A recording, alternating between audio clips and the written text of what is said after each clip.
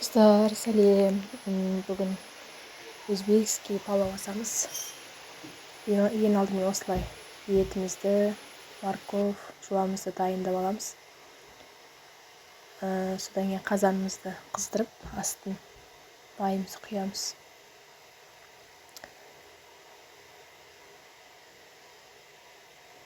Палауға май көп кетеді негізі. Сол үшін көптеп алып құямыз майды. Аз болып қалса, күрішіміз дәмсіз болып шығады.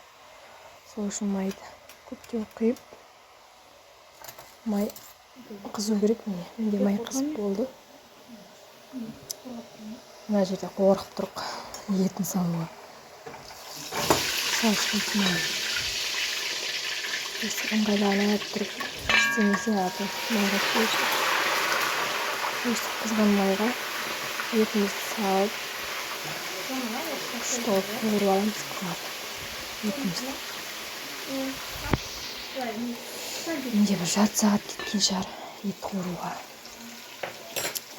Осылай әдейі қуырған жақсы. Дәмді болып шығады палау. Жарты сағаттай қуырып, үстіне дайындап қойған морковьімді, жуамды салып, оны да бір 15 минуттай қуырып алдым.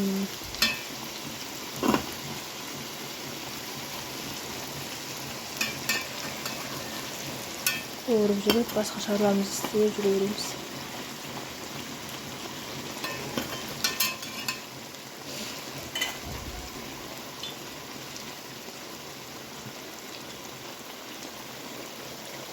Мына жерде май қайнап жатқан қыздар, су емес. Жаңа құйған майымыз міне. Еще еттің да майы бар ғой, соның да майы шығып жатыр да. Біздің үйдің адамдар андай шек мен жақсы көреді. Палауға салғанда тәтті болады негізі шек. Көбісі ет асқанда салады ғой. Біздер осылай палау асқан кезде саламыз. Күшті болып шығады дәмі. Майы қайнап жатқан, еттің да майы шығып кеткен ғой. Ет майын уасын. Өстіп асықпай қуырып, басқа шаруамызды істеп жүре береміз. Уже ет, жуасы, морковь уже қуырып болғаннан кейін белгілі болады андай. Сімірейіп қалады да дұрыс. Сол кезде соямыз үстіне. Мен бір уже полный құйдым, сосын жарты уже құйдым. Кешке дейін қайнап тұрады. Аз құйсаңыз етіңіз піспей қалады, әрі тез тартып қалады да су.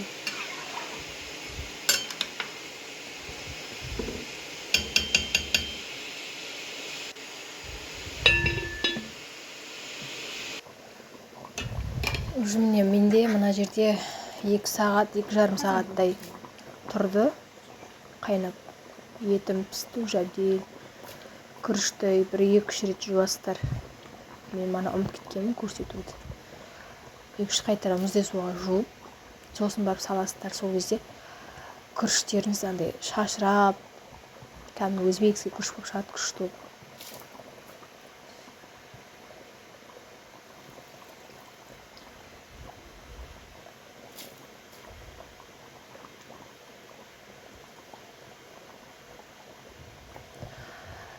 Газдың астын барынша ашып қоясыздар. Күріш салып жатқан кезде ше қайнау керек.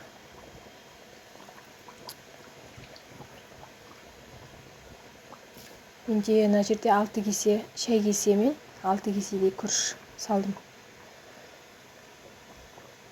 Бізде енді үйде адам баршылық, үлкен үй болғасын. 5-6 кесе салдым.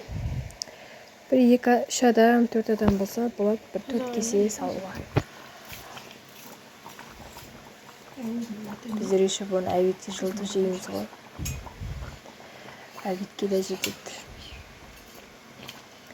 Міне қыздар осылай суға батып тұру керек күріш.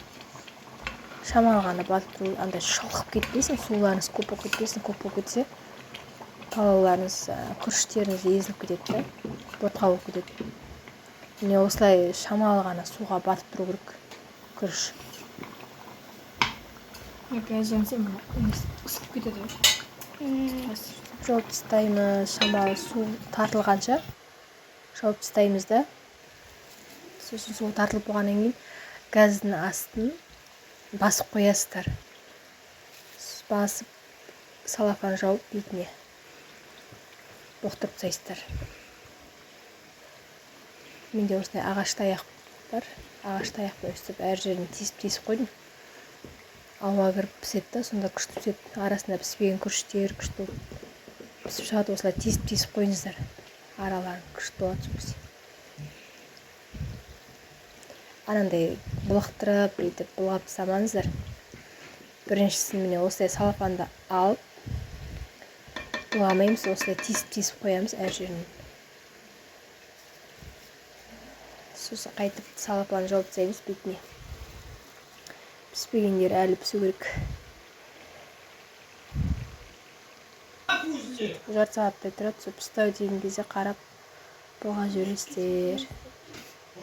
Міне мен күрішім осындай болып шықты. Етім әбден пісіп кеткен ғой. 2,5 сағаттай тұрды суда қайнап. Етім шашылып жатыр, піскен ғой кәдімгідей. Мына бізде үлкен малдың еті, бірақ сонда да 2,5 сағатта үлбіреп күшті болып піскен. Күрішіміздің түрі осындай болып шықты, міне әдемі. Қуырғанға да байланысты да, жақсылап қуырсаңыз, дәмі де, түрі де күшті болып шығады. Андай шала-пала қылып қуырсаңыз, әппақ қылып, күрішіңіз де не де дәм болмайды, еще күрішіңіз әппақ болып кетеді түрі. Менде палауым осындай болып шықты. Жасап көріңіздер, жасап көрмеген қыздар. Дәл осылай істеп көріңіздер. Барлықтарыңызға ас болсын.